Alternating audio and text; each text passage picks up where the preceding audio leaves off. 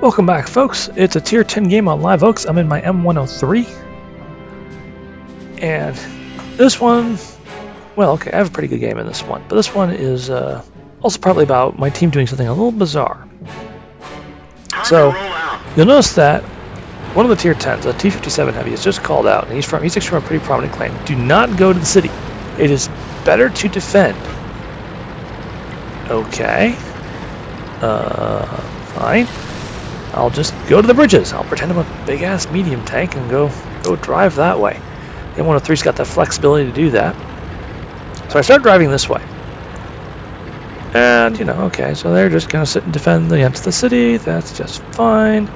You know, I really wish that means people would come this way, because maybe we can get a good push going and try and just drive right through the bridge area to take the enemy base. I look back and notice that most of the team doesn't seem to be following me. I've got a T-30 on my flank. Okay, now there's more of them. There's a couple of tank destroyers, a couple more heavy tanks coming this way. Most of the team appears to decide to sort of sit and camp right behind the base area, except for that Object 704 and IS-7 that are charging headlong into the city, apparently heedless of the fact that most of the team is not following them. So I'm going to be a little critical here of them because, well, you know, I feel like that's what we're doing. We're throwing the game to the other team is what I feel like we're doing. Pop up here, get a good look through the bush.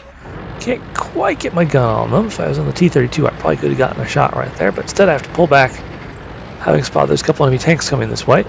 And I'm going to wait for more of my team to catch up. T-32, KV-4, T-30 moving up my flank here, who is being way more aggressive than I was. And he's just running to both those enemy tanks. He's going to need a hand, so I pull over quickly and start putting fire into the enemy.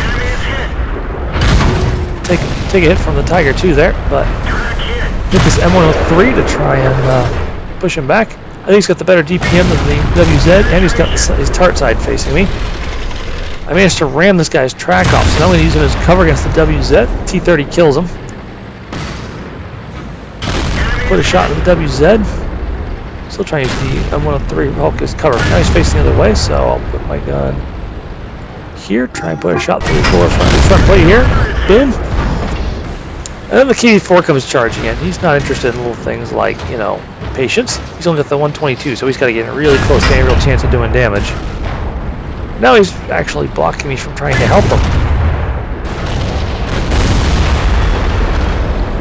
But he's put him in place, and I'm able to get a final shot in. Alright. So that was a good start. Took out two enemies. Didn't lose anyone. I popped forward. Looks like the T-20 and the T-32 are back to face covering fire, so this is a good time to start advancing. Whoop, T-34 spotted. Put a good shot in him. He bangs my gun, unfortunately, as well. I back away. Oops. Accidentally blocked this T-30 from getting up there and getting a shot in time. So I back away a little bit more to give him an open space and then move out to try and continue engaging the enemy. There's that T-34, he just fired. I'm going to try and get a shot into him here. I ended up bouncing off of him. But the Tiger 2 is having a very bad day, and the T-34 has backed away. I'm going to try and pull out here and take out the Tiger 2. Whoop, Centurion 7-1, that's not good. No, he's shooting at the T-30. So at this point, I say to myself, all right, we got to go. So I start advancing as quickly as I can to try and keep the pressure up on this flank. T-34, unfortunately, I can't get under his gun here, and he ends up getting a good shot into me. I end up missing. But yeah, gotta push. The rest of the team is just sitting there in near the cap circle. Some of them are actually moving south as if to join us. But most of them are very slow tanks, and they've taken way too much time to try and move up. Even so, I'm going to try and give them a little bit more time to catch up here. So I sit here and just keep spotting this ridge line. You guys see the T-34 pops up and finds himself looking at a whole bunch of tanks shooting his way. Now I see him shoot, I'm going to try and push forward. Get a solid shot into him. Unfortunately, all it does is track him, but that's alright because then the T-34 is able, sorry, T-20 is able to take him out. A few moments later, our KV-4 is killed by enemy artillery. I definitely noticed the fact that we're pushing pretty hard over here. The Centurion moving up my flank. It's a rubber prototype in front of me. I no longer have enough health to really get too aggro on either of them when my support is all still way behind me. Even so, I start popping up here. I'm trying to get spots on either prototype or the Centurion. You can see the people who came down south to try and help are now turned back to fire into the shooting gallery as the enemy tanks come charging across the open field. I try and tell the T-54 to go back and assist them. I'm pretty sure with a T-20 and a T-30 backing me up, I should be able to keep a Leopard and a Centurion busy, while hopefully they kill most of the enemy team up north. That's pretty much what that T-57 wanted. He was hoping to force the enemy into that big killing field over there. Oh, there's a Centurion. No sign of the Leopard, though. I fall back after being spotted. And start advancing. See if I can get a better look at what's going on down here.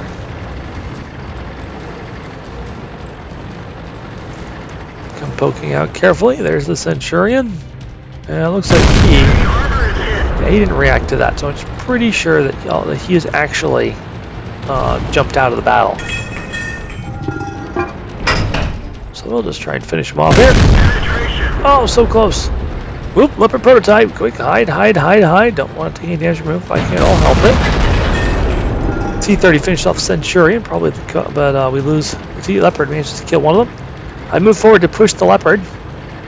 Guy under his gun line here. He tracks me. And a T-95 that I didn't know was there materializes on my right flank and finishes me off, leaving that poor T-30 stuck by himself. Still, I've managed to do 3,300 damage. I feel like I've done pretty good, so I tell them good luck with the base. Amazingly, we're actually up 9-7. 7-1 apparently actually desynced. He actually got stuck out of the fight. But it looks like at this point, everyone's alive is the people who decide to sit and defend the base, with a couple exceptions. There's some dead tanks in there, too. And this poor T-30 is stuck down here all by himself. At this point, he finds himself up against the Leopard prototype. I'm going to switch to his view to see what he's trying to do. I hear some exploding over there. The T-30 is too slow to get back, so instead, apparently, he's just going to drown himself. Yep, he just drowns himself rather than let this Leopard kill him. Not too keen on players who do things like that. Not that I haven't accidentally killed myself in the past, but that was clearly a deliberate drowning. Alright, so all the survivors of the team at this point are all clustered around and behind our cap circle. And there's a KV-4 and an AMX-50B somewhere to their west. There's a Leopard prototype and that T-95 to their south. Artillery's nowhere to be seen, so they know where all the tanks except for the artillery are. And they've got a huge advantage in numbers. This is the point where they should pick a direction and start pushing. So, where's the push? Right? Right? Okay, T-95's starting to roll westward, so he's pushing. He knows what has to be done. But of course, he's only a little... There's a reason it's called the Doom Turtle. T-95 has almost no speed worth noticing. So what's going on back here? I pop back over here to this M103 to see what's going on.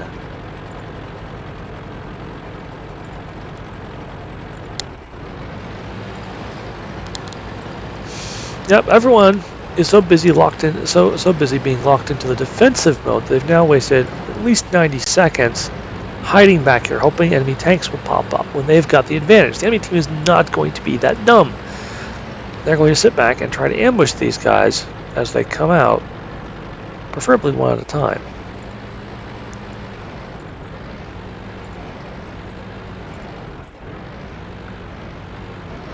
So at this point, our team is noticing the fact that most of us don't have very good stats.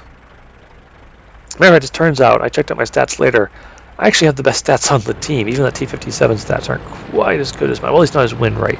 I mean, I didn't remember the other stats. So you might actually have better experience or damage rates because, well, my numbers in those are kind of meh at best.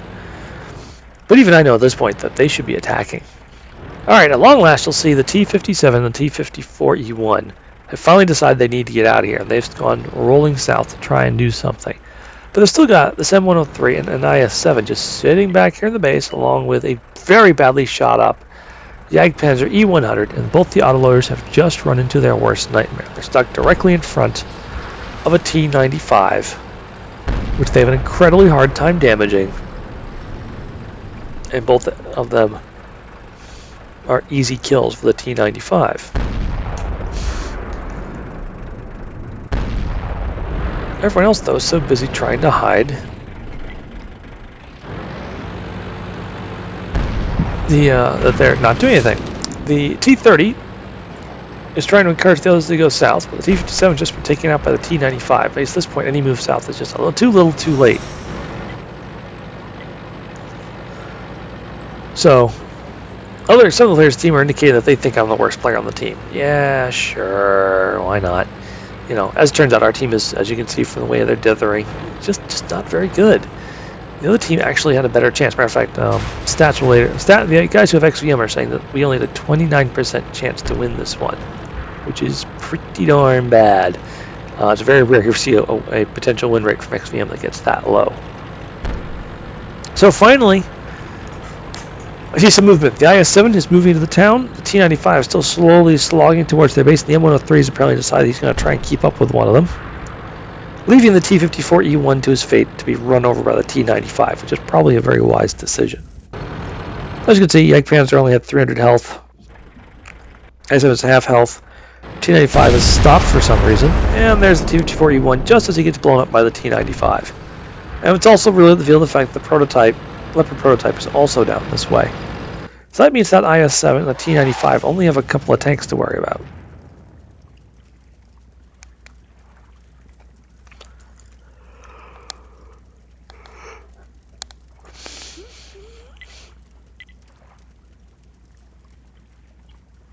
Yeah, T-95, our T-95 is not thrilled with how good we guys are. T-95 is actually turning to go and try and block the base, along with the Jagdpanzer Alpha E100.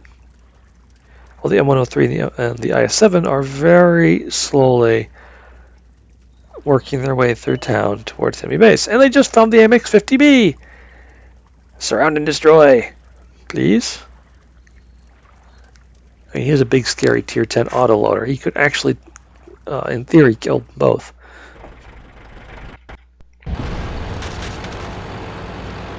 Yeah. And they've gotten separated a bit in the town. The I-7 is trying to flank, but the AMX is able to take out the M103, but then the I-7 pops around, he shoots him in the rear, is lucky enough to get a fire to finish him off.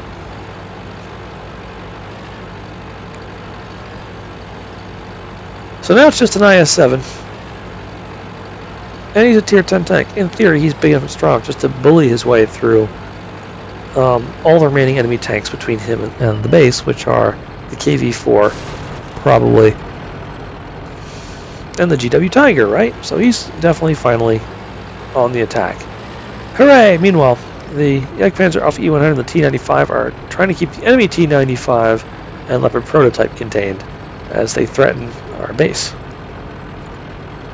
In which the IS-7 Lucky is basically our only real chance for a win at this point.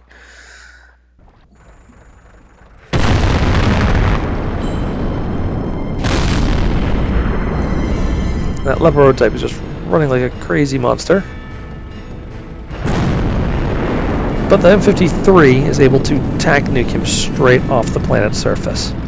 With the threat to the right finally relieved, well, that just basically means that the Jagdpanzer 100 and the T-95 are now out of play. Basically, unless the enemy tanks somehow wandered up this way some more, neither one of them can have a chance to put their guns into play. So it's really down to the artillery and the IS-7 to try and kill the enemy KV-4 and GW Tiger.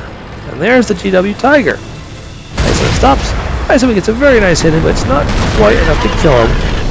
And the GW Tiger does not miss and rips off almost all of the IS-7's health, even 12 health. At this point, for some odd reason, the IS-7 decides, oh, he's just going to charge the KV-4.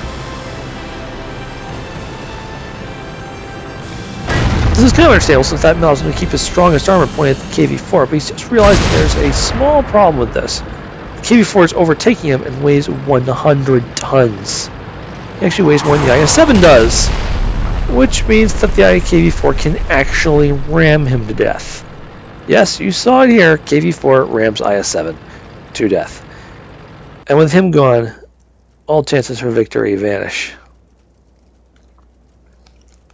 And it ends up resolving as a draw. If they hadn't dithered, there was like 2.5 minutes there where these guys dithered, they would have had the time necessary for the T-95 and the Jagdpanzer to get engaged and finish off this enemy team. Instead, it's just a draw. Still, good game and good night.